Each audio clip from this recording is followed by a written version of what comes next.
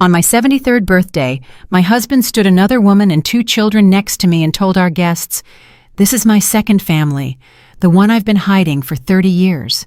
My daughters watched in horror, but I simply smiled, handed him a box, and said, "I knew. This gift is for you." He opened it, and his hands began to tremble. Before we begin, I would be very happy if you would subscribe to our channel, hit the like button, and let me know in the comments which state or country you are listening from. I'm always interested to know where my listeners live. Enjoy the story. The morning of my 73rd birthday smelled of freshly brewed Ethiopian Yirgacheffe coffee and the petunias in my garden. I woke up, as always, without an alarm, exactly at 6 o'clock. The sun had just barely touched the tops of the old pecan trees. Its slanted rays drew long, shimmering lines across the floor of the screened-in porch. I love this time. The silence is still thick, untouched by the day's hustle. In these moments, it feels like you can hear the grass grow. I sat at the table that Langston built about 40 years ago and looked out at my garden. Every shrub, every flower bed, every winding path, all of it was imagined and cultivated by me. This house, this getaway home on the outskirts of Atlanta, was my unrealized concert hall. A long time ago, in another life, I was a young, highly promising architect.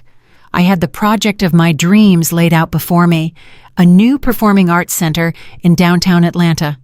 I was chosen, and I was given full funding. I remember the scent of the thick blueprint paper, the scratch of the graphite pencil drawing the lines of a future marvel of glass and concrete. Then came Langston, with his first genius business idea, imported high-end woodworking machinery that was supposed to make us rich. We didn't have the money, and I made a choice. I liquidated the inheritance meant for my dream, for my future, and gave him every dime. The business crashed and burned within a year, leaving behind only debt. And I stayed here. Instead of a concert hall, I built this house, pouring everything I had into it. The remnants of my talent, all my strength, all my unspent love for form and line. This home became my quiet masterpiece, a masterpiece no one else save me considered it to be. "Aura, have you seen my blue polo? The one that looks best?" My husband's voice yanked me from my memories.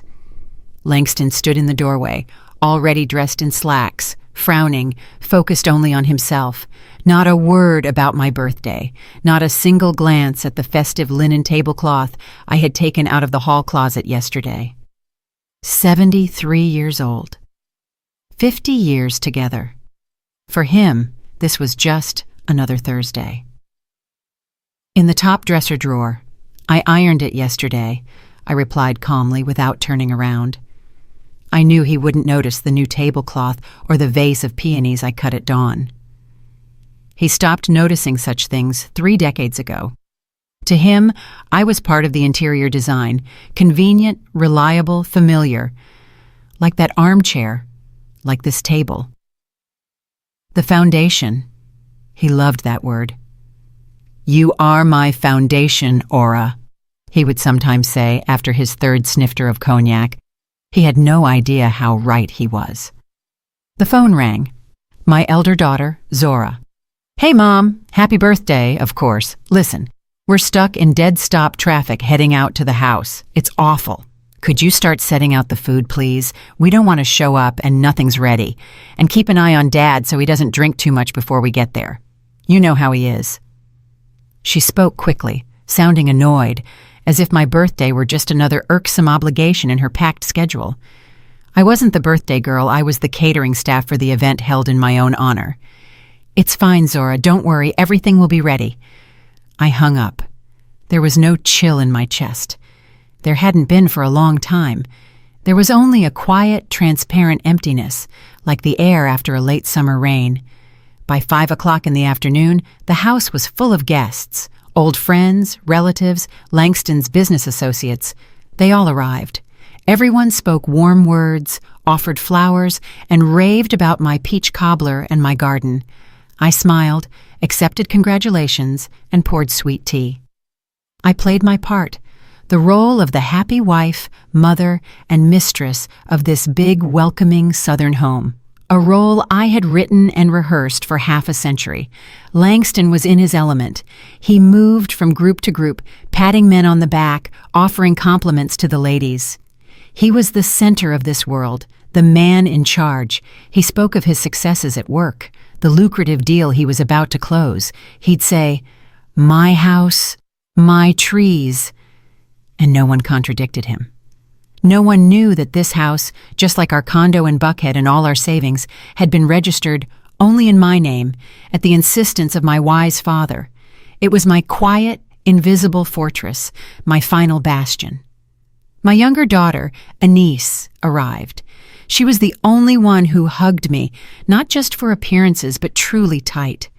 She looked into my eyes and quietly asked, "Mom, are you okay?" "I'm fine, sweet pea," I smiled. She nodded, but her gaze held a trace of anxiety. Anise always felt more than the others. For a long time, she had looked at her father with a quiet, cold disapproval that he, in his self-absorption, simply failed to notice. Then, the moment I had been waiting for, and dreading, for a whole year, finally came. Langston took a glass of champagne and tapped it with a knife, calling for silence. The guests fell silent, anticipating a toast. He stood in the center of the lawn, tall, still handsome at 75, with graying temples and the posture of a man convinced of his right to everything. "Friends, family," he began loudly, with a theatrical pause. "Today, we celebrate the birthday of my dear Aura, my rock, my faithful companion." He looked at me, and in his eyes I saw nothing but self-satisfaction. "But today, I want to do more than just wish her well. I want to finally be honest with all of you, with myself and with her." The guests exchanged glances. I stood motionless, feeling dozens of curious eyes on me. Anise was frozen beside me. Her hand found mine. "Friends," Langston continued, his voice trembling with poorly concealed triumph. "For 30 years, I have lived 2 lives, and today I want to make things right." He gave a signal to someone standing near the gate. A woman in her early 50s emerged into the circle of light, well-kept, with a hard, appraising look. I recognized her. Renata. She had once been my subordinate at the architectural firm. Behind her stood 2 young people, a boy and a girl, with equally confused and defiant faces. Langston walked over to them, put an arm around Renata's shoulders, and led her right up to me. "Aura has been such a stable foundation," he said, looking over my head at the guests. "So stable that, as it turns out, I could build not just 1, but 2 houses on it. This foundation has supported all of us. So please, welcome my true love, Renata, and our children, Keon and Olivia. It's time for all my successes to be shared by my whole family." He said this and physically positioned Renata next to me, so close I could smell her sharp perfume. He placed her as if for a family portrait. My elder daughter, Zora, gasped. Anise squeezed my hand until my knuckles turned white. Laughter and conversation froze mid-sentence. A ringing, unbelievable silence settled over the lawn. In that moment, I didn't feel the ground vanish beneath my feet or my heart shatter. No, I felt something else. Something very calm and final. A cold, distinct click. It was like the key in a heavy, rusted lock, which had resisted for so long, finally turned, and the massive steel door closed forever. And then it came. The thought was not loud, not panicked.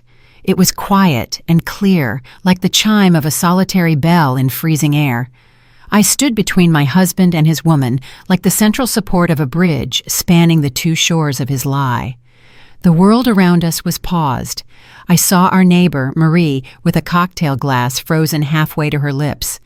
I saw my son-in-law, Zora's husband, turn pale and instinctively take a step back, as if afraid of being hit by the wreckage of a collapsing life. The silence was so dense it felt palpable. It pressed on my ears, drowning out the sounds of summer, the chirping of crickets, the rustle of leaves. I slowly turned my head and smiled, not bitterly, not vengefully. I smiled that polite, slightly detached smile with which the lady of the house greets latecomers. I scanned their stunned faces, pausing for a split second on each, letting them know that I saw them, that I was here, that I was fully conscious. Then I turned back to Langston. He was still holding Renata's shoulders.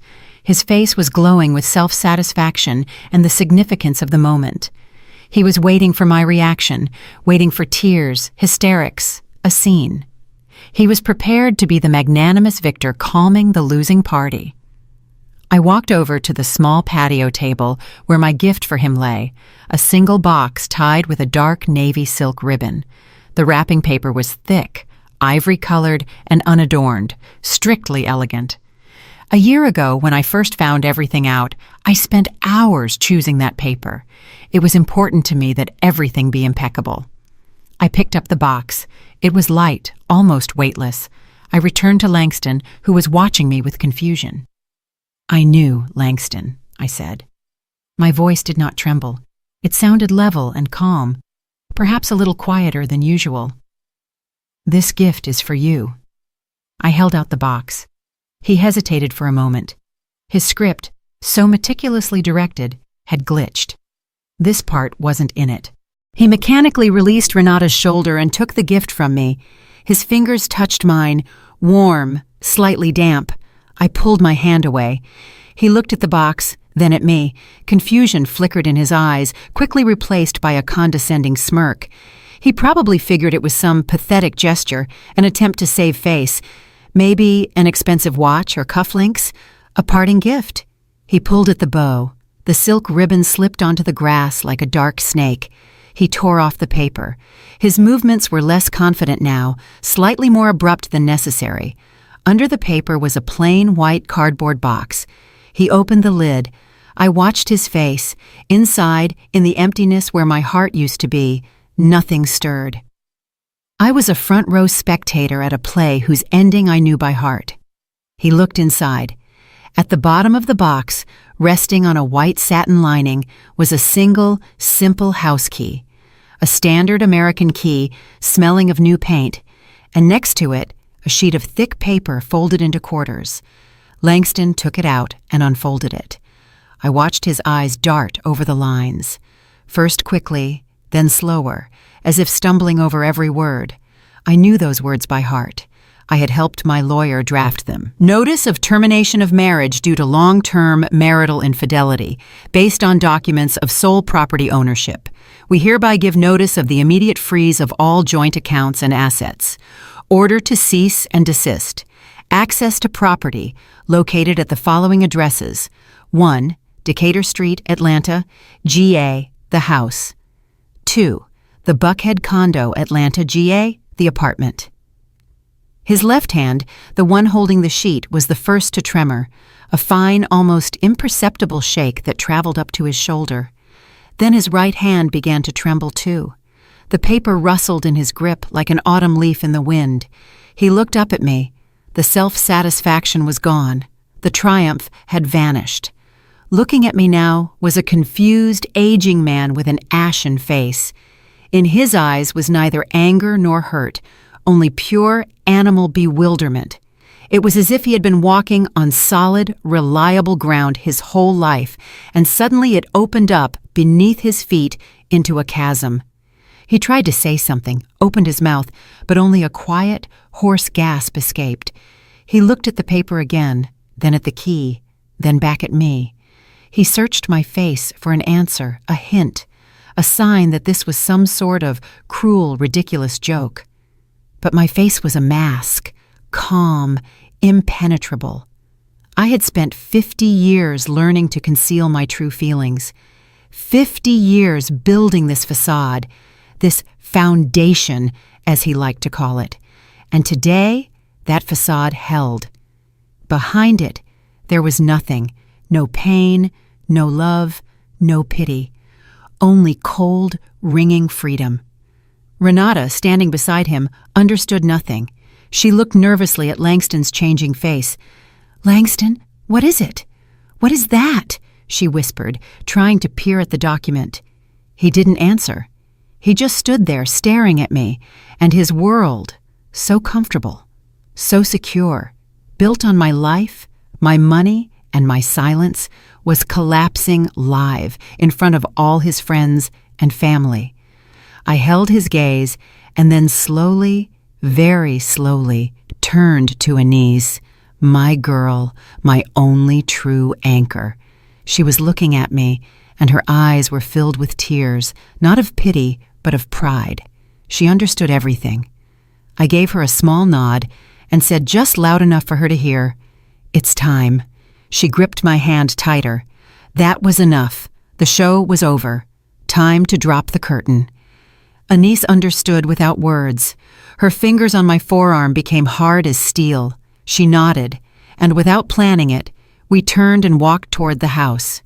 We didn't run. We walked steadily, with dignity, away from the scene frozen on the lawn. Guests parted before us like water before an icebreaker, avoiding our eyes, mumbling under their breath. I felt their gazes on my back, a mix of shock, pity, and let's face it, malicious curiosity.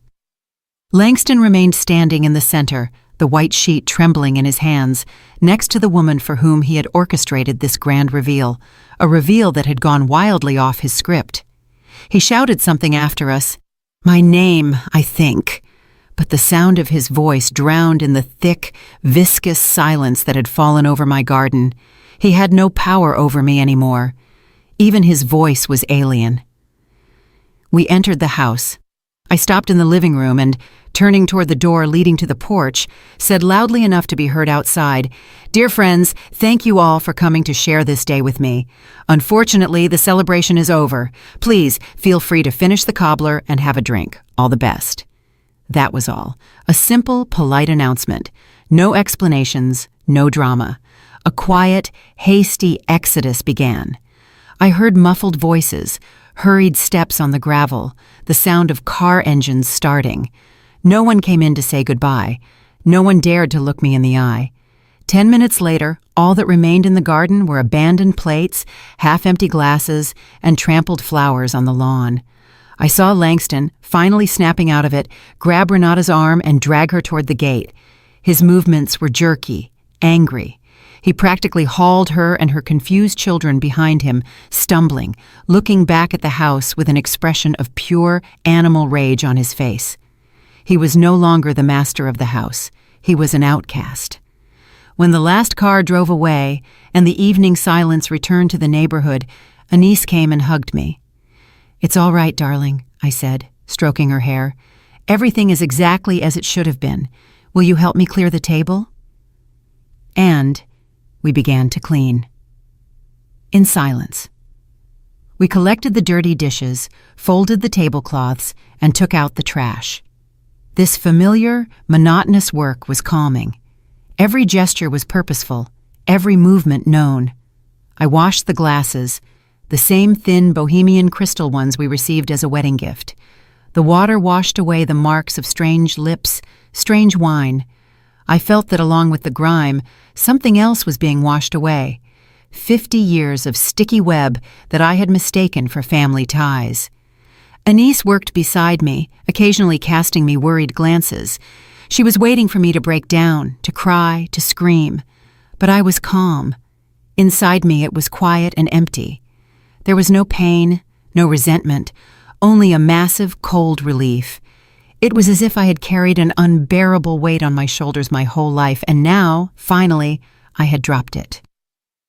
It was late when we finished. The house was clean and quiet again. Mine. I brewed us some mint tea from the garden. We sat on the porch, wrapped in blankets, and watched the dark, star-studded sky. Then my cell phone, lying on the table, vibrated, sharp, jarringly disrupting the peace. Anise picked it up. Langston's name flashed on the screen. The call was dropped, and a second later, a new voicemail notification arrived. Anise looked at me questioningly. I nodded. She switched on the speaker, and the voice shattered the night's silence, distorted with rage, breaking into a rasp. "Aura, are you out of your mind? What kind of circus did you pull? You humiliated me in front of everyone. Is this your little tantrum, your petty revenge? Are you completely senile in your old age? I'm trying to pay for a hotel and my cards are blocked. My cards. Do you understand what you've done?" He was choking on his fury. In the background, I heard Renata's placating voice. "Langston, calm down. Don't talk like that." "Don't talk like that?" he shrieked. "She left me penniless. Ora, I don't know what kind of midlife crisis you're having, but I'm giving you until morning to turn everything back on. Call the bank and say it was a mistake, a ridiculous joke. Otherwise, I swear you'll regret it. You hear me? You will bitterly regret this. Wise up before it's too late." The message cut off. We sat in silence for some time. Even the crickets seemed to have stopped. Anise looked at me. Her face was tense. "Mom." I slowly took my cup of cooling tea. My fingers were steady. I took a sip. The mint taste was fresh and clean. "He still doesn't understand," I said. "He and Renata. They think this is a fit, a woman's tantrum, a silly comical bluff that will end by morning when I come to my senses.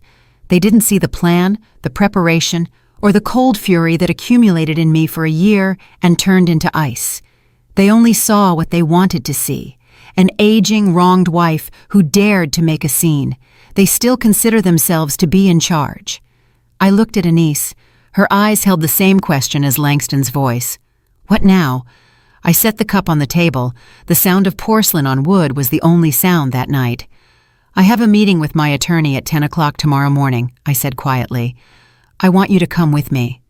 My voice was level. There were no doubts within me. My husband's furious cry, recorded on my voicemail, didn't frighten me. It only strengthened my resolve. Just as a blacksmith plunges red-hot metal into cold water to make it harder, so his words turned my will into steel. The drive into Atlanta the next morning was silent. Anise drove, gripping the steering wheel tightly, her gaze fixed on the road. I looked out of the window at the suburban Georgia scenery rushing past, but I didn't see it. I only saw his face, bewildered, flushed with anger, contorted with incomprehension. He still believed this was my blunder, something that could be canceled like a wrong order at a restaurant. He didn't realize that yesterday was not the beginning, but the end. The final period I had been working toward for an entire year. Attorney Victor Bryant's office was in an old Atlanta building off Peachtree Street. A heavy mahogany door, the scent of expensive cologne, and old books. Victor Bryant himself was a man who suited his office. Solid, older, with an attentive and inscrutable gaze. He had worked with my father, which is why I sought him out. I knew I could trust him. He met us at the door, led us to a large table, and offered us coffee. We declined. "Well, Orasade," he began when we were seated, speaking in a level, businesslike tone. "As we agreed, all initial notices have been sent, and accounts and assets are frozen. The process has been launched. Has Langston or his representatives contacted you?" "There was a voicemail," I replied calmly. "Threats and accusations of hysteria." Victor Bryant nodded, as if this was exactly what he expected. "That's predictable. He hasn't grasped the seriousness of the situation yet. He's still playing his familiar game, where he's the boss, but that will change soon." He paused, clasping his hands on the table. His gaze hardened. "Ora, we launched the standard procedures, but there's something else. When you first came to me out of old habit and respect for your father's memory, I felt it necessary to conduct an additional deeper check, just as a precaution. I needed to understand what we were dealing with, and my fears, unfortunately, were justified. Even more so." He pulled open a desk drawer and took out a thin file. He placed it in front of me. There were no labels on the folder. "I am obligated to inform you of something extremely unpleasant. This goes beyond his infidelity. It speaks to a calculated, premeditated action directed personally against you." Anise tensed, her hand resting on mine. I did not move. I just stared at the folder. "What is it?" I asked. Victor Bryant opened the folder and slid several sheets toward me. "This is a copy of a petition filed by your husband 2 months ago with the county's behavioral health unit. An official request for a compulsory psychiatric assessment regarding your competency." Time stopped. I heard Anise gasp beside me, but I simply stared at the document. An official form, typewritten text, and below, Langston's sprawling, familiar signature. "This is the first legal step. the attorney's dispassionate voice continued, sounding as if from a distance. Required to have a person declared incompetent and to obtain guardianship over them, and consequently, full authority to manage all of their assets. I picked up the top sheet. It was a list of so-called symptoms my husband had allegedly observed. I began to read. Frequently misplaces personal items, cannot recall where she placed her glasses, keys, or documents, which suggests a progressive loss of short-term memory. I remembered searching for my reading glasses a week ago, only to find them on top of my head.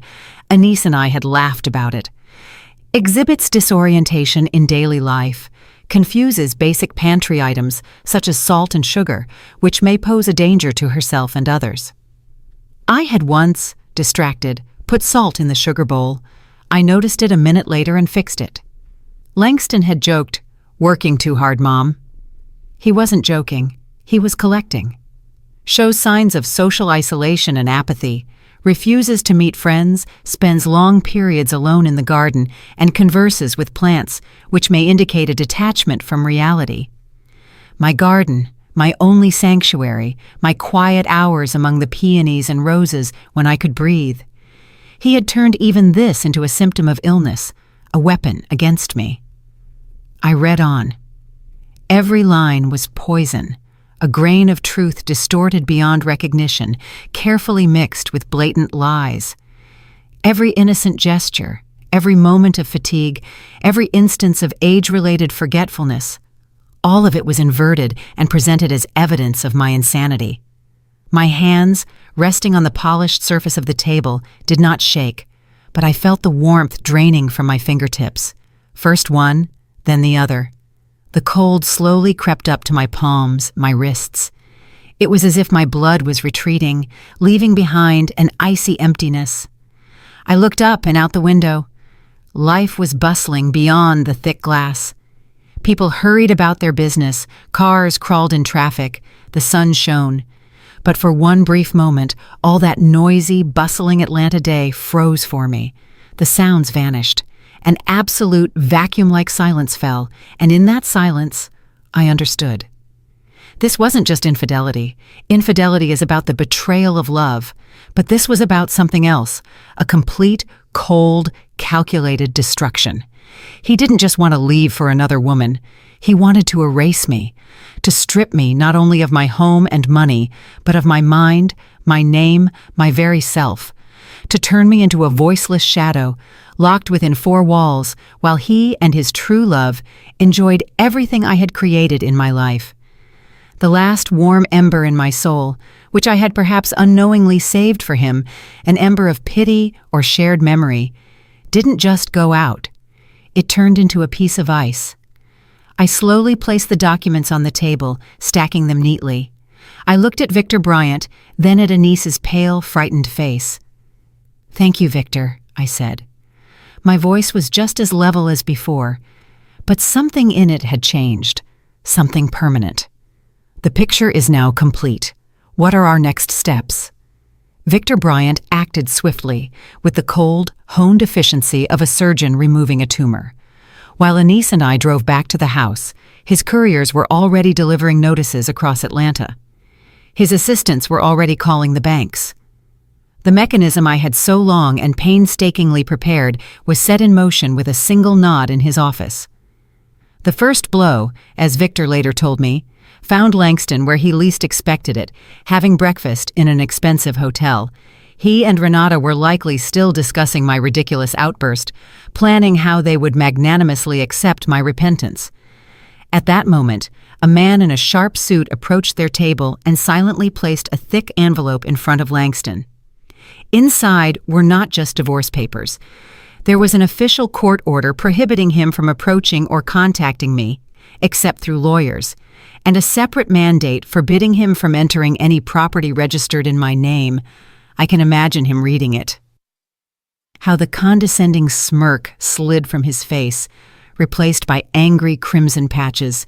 He probably crumpled the paper, threw it on the floor, shouting about overreach and how half of everything was his. He still believed it. He believed that his 50-year presence in my life automatically entitled him to everything I had earned, built, and saved. The next step was a reality he crashed into like a wave against a rock. They drove to the Buckhead condo. He probably intended to create a scene, break down the door, and prove who was in charge. Instead, he just stood on the landing, helplessly jabbing his key into the new shiny lock. His key no longer fit. He could ring, knock, or shout. The door remained silent. That door, which I had chosen 30 years ago, upholstered in dark leather, was now alien to him, an insurmountable barrier. I was at the house during this time. A locksmith arrived, an older, taciturn man. He worked quickly and silently. With clang and scrape, he removed the old locks from the gate and the front door, the very locks Langston had keys to. I stood on the porch and listened to those sounds. Every turn of the screwdriver, every click of the new mechanism was music, the music of liberation. This wasn't revenge. It was disinfection. I was cleansing my home of filth. The last, most humiliating blow awaited him on the street outside the condo, as he, exhausted and angry, was about to drive off to concoct a new plan. He saw a tow truck pull up to his car, the gleaming black SUV I had given him for his big birthday 3 years ago. 2 workers in orange vests efficiently hooked up the vehicle and began hoisting it onto the platform. Langston rushed toward them, waving his arms, shouting something about private property. But the foreman silently handed him the paperwork, an official notice of the return of property to the lawful owner. My name was on the paper, Orris Ade Holloway, owner. I imagine Renata's face in that moment. She stood nearby on the sidewalk, watching as the symbol of their security, their status, slowly drove away into the unknown. Blocked cards are an inconvenience. Divorce papers are a scandal. A locked door is an insult. But when your car is towed away right in front of you, when you are left standing on a sidewalk in Atlanta with no money, no home, and no transportation, that is when realization hits. In that very moment, I am sure her condescension turned to fear. She looked at her man, who was helplessly shouting after the tow truck, and she understood. She understood that they were not dealing with an offended, weeping old woman, not with a victim who could be calmed and deceived. They had run into something cold, silent, and absolutely methodical. A quiet executioner who did not shout or threaten, but simply, step by step, severed everything that connected them to their familiar world. The panic, I assume, came later that evening. That sticky animal panic of a person who suddenly realizes they have nothing. They were probably sitting somewhere in a cheap, rented room at a distant relative's place, and Langston was still raging, promising to sue everyone, to punish, to put things right. And she, more pragmatic, smarter, was just sitting there, putting 2 and 2 together. The house is hers, the condo is hers, the accounts are hers, the car is hers. Everything they were used to, everything they considered theirs by right, turned out to be a mirage, dust. They had built their lives for 30 years on her foundation, never bothering to check who that foundation belonged to. Their shouting was probably heard by the neighbors, his full of rage and powerlessness, hers full of fear and accusation. You said everything was under control. You promised she couldn't do anything. We should have acted sooner, Langston, with the doctors, with the assessment. They didn't lose yesterday, on my birthday. They lost 2 months ago, when he put his signature on that petition. He handed me the weapon himself. He showed me himself that this was not about love or grudges. This was about survival, and I accepted the rules of this war. A phone call from a niece late that night confirmed my thoughts. Her elder sister Zora had called her. Completely in tears, hysterical. Dad called, she sobbed into the receiver. He was screaming that Mom had gone crazy, that you're manipulating her, that she kicked him out onto the street, left him with nothing. Anise, what is happening? We have to do something. He's our father. Anise answered her coldly and levelly. Where were you, Zora? When he stood his mistress next to Mom on her own birthday, where were you when he humiliated her in front of all the guests? Zora mumbled something incoherent about needing to talk. You can't just do this. She, like her father, didn't see the depth of it. She only saw the disruption of the usual order of things. I took the phone from Anise. Zora, I said calmly, don't worry. Your father will be just fine. He's simply learning to live independently, for the first time in 50 years. I hung up the phone without waiting for her reply. I slept soundly that night, as I hadn't for many years. I knew this wasn't over. I knew their panic would soon transition into a new stage, desperation. And a desperate person is capable of anything. I knew they would come. They would try to breach the defenses. They would fight one last, dirtiest battle. And I was ready for it. I was ready, but I wasn't going to sit in a siege. The life I was reclaiming for myself wasn't meant to be spent locked behind doors in fear. On the third day after the visit to the attorney, I decided I needed to drive to the little market near the commuter station. I was out of fresh bread and milk. Anise offered to go herself, but I gently refused. This was my city, my life, and I wasn't going to hide anymore. The day was warm, smelling of dust and flowering jasmine. I walked unhurriedly, enjoying the simple things, the sun on my face, the weight of the light shopping bag in my hand, the feeling of solid earth beneath my feet. I bought everything I needed: a loaf of sourdough, a carton of buttermilk, some goat cheese. Nothing special. Just food, just life. They were waiting for me by the exit. A car, old and battered. Not theirs, apparently borrowed from an acquaintance, braked sharply right at the curb. Langston practically fell out of it. Renata followed more slowly, but with the same predatory resolve. They looked awful. Langston was wearing the same blue polo I had ironed for him on my birthday, but now it was crumpled, the collar soiled. Dark circles were beneath his eyes. Renata was without her usual flawless hairstyle. Her face was pale and angry. The polish was gone. All that remained was fatigue and poorly hidden panic. They stood in front of me, blocking the way. "Aura," Langston began. His voice was a mix of anger and pleading. "We need to talk. You can't do this. You just can't." I looked at him silently. In my hands was the grocery bag. I didn't feel fear, only a slight curiosity, like an entomologist examining a caught insect. "You've cut off everything. Everything. How am I supposed to live? You threw me out like a dog after 50 years. 50 years of our life.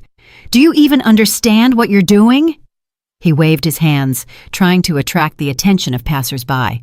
A few people turned around, but seeing a typical family quarrel, they immediately lost interest. I continued to stay silent. I let him vent. I knew that beneath that torrent of anger was only fear. He always did this. When he was scared, he started yelling. Seeing that his rage made no impression on me, he changed tactics. His shoulders slumped, his voice softened. Pitiful, pleading notes crept into it. "Sweetheart, remember everything. Remember when we were young. When we built this house, how we raised our girls. Does none of that mean anything? Can you really wipe it all out in a single day? This is our life together, our history. I made a mistake. Fine, I admit it.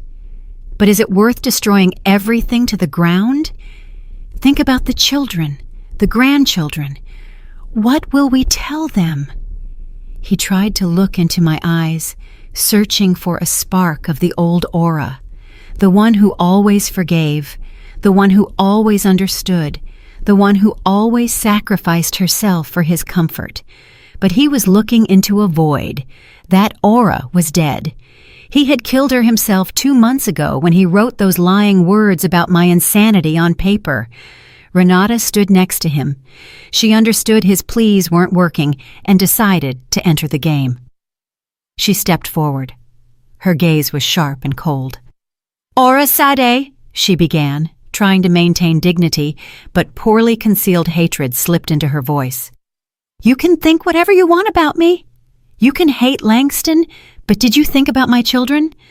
What did they do wrong?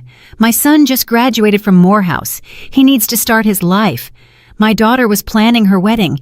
You are destroying their future. Whatever your opinion of us, they are his children. They have a right to his support. You're not just taking everything from him. You're taking it from them too. Do you have a heart? She tried to appeal to pity, to guilt. This was their last card. They thought that I, like any normal woman, would be unable to remain indifferent to the fate of innocent children. I listened to them patiently, without interrupting. I let them pour out everything, his rage, his pathetic memories, her hypocritical concern for her offspring. I looked at their faces, contorted with despair, and felt nothing. No anger, no triumph, no pity, only cold, crystalline clarity. When they finally fell silent, exhausted, a brief pause hung in the air. I could hear the passing commuter train rattling, the nearby sound of children laughing. The world continued its usual life, oblivious to our small drama. I shifted my gaze from Renata's face to Langston's. I looked him straight in the eyes, deeply, so he would know that I saw right through him. I saw all his cowardice, all his weakness, all his rot, and then I asked my question, quietly, almost a whisper, but every word sounded in the silence like a hammer striking glass. Was it your idea or hers to have me declared incompetent? It wasn't an accusation, it was just a question. But it hit them like a slap, a physical blow. I saw the blood drain from Langston's face. He turned deathly white. His mouth fell open, but he couldn't utter a sound. He instinctively took half a step back, as if I had splashed acid in his face. Renata froze. Her eyes widened in horror. The mask of the noble mother fell away instantly, revealing the predatory snarl of a caught thief. They both stared at me with the same animal fear, the fear of exposure. In that moment, they stopped being a team. They looked at each other, and in their eyes was not trust, but suspicion. Did you let it slip? Was it because of you she found out? Their pitiful union, built on lies and calculation, cracked right before my eyes. I didn't wait for an answer. The answer was written on their faces. I simply walked around them, as one walks around two posts on the road, and continued toward my house. I didn't look back. Behind me, I heard their deafening, ringing silence. They remained standing on the sidewalk, crushed, destroyed by a single phrase. I walked home, tightly holding the bag of bread and buttermilk. And for the first time in many months, I felt like I was returning not to a fortress, but simply home. Their desperation, as I had predicted, took on a new form. It turned into cunning, dirty, pathetic, but predictable. 2 days later, Zora called me. She was crying. "Mom, I beg you," she sobbed into the phone. "Dad is crushed. He's willing to do anything just to talk. Uncle Elias is here, Aunt Thelma. We're all so worried. Let's meet at my place, all together, calmly as a family. Please, Mom, for my sake." I knew it was a lie. The family meeting was their last bastion, their final attempt to stage a play where they were the victims, and I was the crazy old woman led astray by my greedy younger daughter. They were gathering an audience, a jury of relatives whose opinions they could still influence. "All right, Zora," I said levelly, "Anise and I will come. What time?" Relief was audible in Zora's voice. She didn't realize I was not coming for a negotiation. I was coming for an execution. We arrived at Zora's apartment exactly at 7 o'clock. Her place, usually so loud and welcoming, greeted us with a tense, thick silence. In the large living room, on the sofas and in the armchairs, sat relatives, Langston's brother, Elias, and his wife, my cousin Thelma, and Zora's family. They all looked at us with the same expression of awkwardness and anxious curiosity. Langston and Renata sat in the center, on the main sofa. They were playing a tragedy. He was hunched over, his hands covering his head, like a suffering King Lear. She was next to him, with reddened eyes and a mournful expression, occasionally stroking his shoulder sympathetically. They had already worked the room, telling their version. Now it was my turn. Anise and I sat in the armchairs opposite them. I silently placed my handbag on the floor. Langston started. He lifted his head, and I had to credit his acting talent. Genuine pain rang in his voice. "Aura family, I gathered you all because a tragedy is unfolding." He spoke slowly, struggling to find the words. "A terrible tragedy with my wife, with our mother. I don't know what happened to her. Lately she's become different, forgetful, suspicious. She hides things, talks to herself. Her actions, they are devoid of all logic. What happened on her birthday, what she is doing now, it's not her. It's an illness." He looked at me with such sympathy that for a second one could believe his sincerity. "I understand. It's a shock," Renata chimed in with a quiet, trembling voice. "Langston and I didn't want to believe it ourselves. We tried to help, but she won't listen to anyone. Her paranoia is growing every day. And worst of all," she paused, casting a quick, venomous glance at my younger daughter. "Anise is taking advantage of this. She is turning her mother against everyone, against her father, against her sister. She is manipulating her to seize all the assets. This account frees, the lock changes. Aura Sadeh herself would never have thought of this. It's all Anise. She has isolated her mother and is now doing whatever she wants with her. We are afraid for her. We just want to help her before it's too late." She finished and leaned against Langston's shoulder, feigning complete helplessness. Silence hung in the room. Everyone looked at Anise and me. Aunt Thelma stared with open pity. Langston's brother Elias frowned, clearly bewildered. Zora looked at the floor, ashamed. They were waiting for our reaction, waiting for excuses, tears, screams. I remained silent. I just looked at Anise, and Anise understood my look. She didn't raise her voice. She didn't argue. She simply leaned over, took the thin folder from the handbag next to me, and placed it on the coffee table in the center of the room. The sound of the paper lightly slapping the lacquered surface was deafening. "Here," Anise said calmly and clearly. "Aunt Thelma, Uncle Elias, here is the petition my father filed 2 months ago. A request to have my mother declared incompetent. It details how she talks to plants and confuses salt with sugar." She opened the folder. The relatives leaned forward. Elias took the top sheet and began to read. His face slowly lengthened. He handed the paper to his wife. Aunt Thelma put on her glasses. Langston jumped up. That's a forgery. Anise, what are you talking about? I did that out of concern. I wanted to help her." "Calm down, Dad," Anise said in the same icy tone. "That's not all." She reached into her handbag again and took out a small digital recorder. She placed it next to the folder. "You speak of paranoia and my manipulation. I think it's something else. For the last 6 months, knowing something wasn't right, I sometimes turned on the recorder when my father came to visit us alone, supposedly to check on Mom. He talked a lot on the phone. He thought no one could hear." She pressed the button. Langston's face turned as white as the paper in the folder. Renata clutched the armrest of the sofa. From the small speaker came a voice. His voice, slightly distorted, but absolutely recognizable. "Yeah, Renata, listen carefully. Tomorrow, when you talk to the doctor, be sure to mention the glasses. Say she looks for them 3 times a day. And the keys. It's classic. They fall for it." A pause. A lighter clicks. "No, don't overdo it. The main thing is consistency. Not once, but constantly. Say she's become apathetic, uninterested in anything, that she sits in the garden all day. The more small, plausible details, the better. We need to create a complete picture of a personality collapse."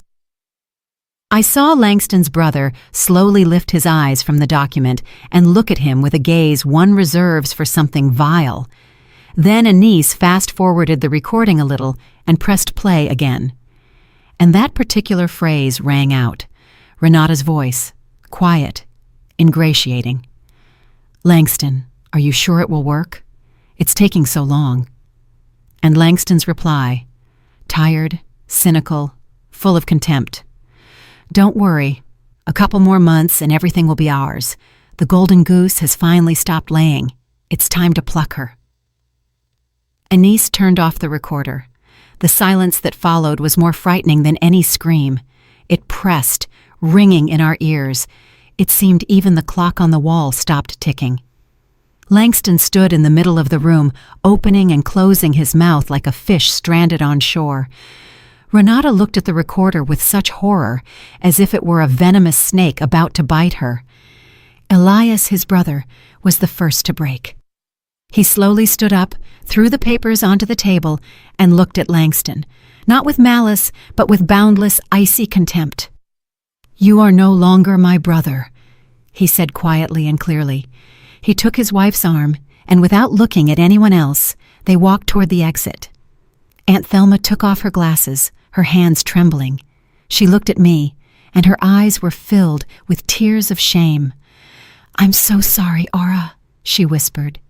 And she, too, walked to the door. Their social world didn't just crack. It evaporated, turning to ash in a single second, crushed by the weight of one short audio recording. They were left alone in the middle of the room, amidst the ruins of their lies. Zora sat in the corner, silently weeping, her face buried in her hands. Anise and I also stood up. I picked up my handbag. We didn't say a word, just turned and walked toward the exit, leaving them alone with their shame. We stepped out of Zora's building into the cool evening air.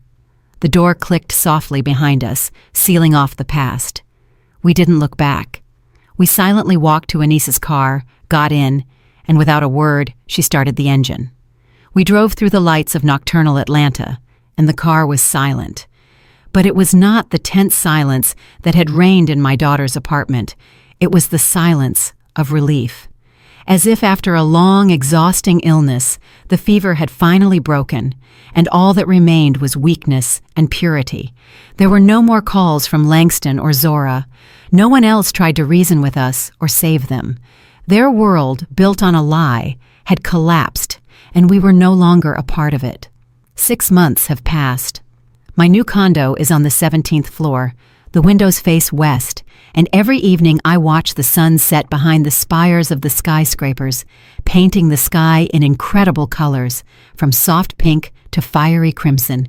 There is no old, heavy furniture here, holding the memory of other people's tears and grudges. Only bright walls, light bookshelves, and lots of air. I sold the house quickly and without regret. The buyer, a young tech professional with a family, was thrilled with the garden. He said the house had a good soul. I smiled and thought he was right. The house indeed had a good soul. It had just gotten tired of serving as a foundation and wanted to learn to fly. Selling the house was not a loss. It was a release. I let go of my beautiful but too heavy masterpiece to start life anew. Now my days belong only to me. On Wednesdays, I go to a pottery studio. I love the feel of the cool, pliable clay in my hands. I don't try to create something perfect. I just allow the form to be born on its own. The wheel spins, the clay obeys my fingers, and from a shapeless lump, a cup or a vase emerges. Or just some whimsical figurine. There is something healing in this process. You take dust, earth, and create something new, something whole from it. Recently, I went to Symphony Hall in Midtown. I listened to the Second Concerto by Rachmaninoff. I sat in a velvet seat in the dim hall, and when the first powerful chords of the piano flowed out, I closed my eyes. I once dreamed of building halls like this, designing spaces where the miracle of music is born. That life didn't happen, but now, listening to this genius music, I felt no bitterness of loss. I felt gratitude, because I was finally sitting in that hall not as an architect, not as someone's wife or mother. I was simply a listener, a part of that miracle. And that was enough. More than enough. Anise and I see each other often. She stops by after work. We drink green jasmine tea and talk not about the past, but about the books we've read, the movies we've watched, the funny incident that happened to her on the MARTA train. Her face is no longer clouded with worry for me. She is calm. She sees that I am fine. One day, she brought me a small gardenia seedling in a pot. "So you can have your little garden here too," she said. Now it sits on my windowsill, and its white, porcelain-like flowers fill the room with a subtle, sweet aroma. Sometimes, very rarely, I hear snippets of rumors about that other life, that Langston is living somewhere in a rented house out toward the Cape, that Renata left him and took the children, that he tries to borrow money from old acquaintances, but no one gives him any. I listen without gloating, without interest, with the same detached feeling one has when reading a newspaper about events in a distant foreign country. Those people have no relationship to me anymore. They are characters from a book I have closed and placed on the farthest shelf. Revenge is too strong an emotion. It burns you from the inside, and I don't want to burn anymore. I just want to live. This morning, I woke up, as always, early. The sun was just rising, and its rays flooded my room with golden light. I brewed myself some coffee, stepped onto the balcony, and watched the city wake up. Below, the first cars hummed.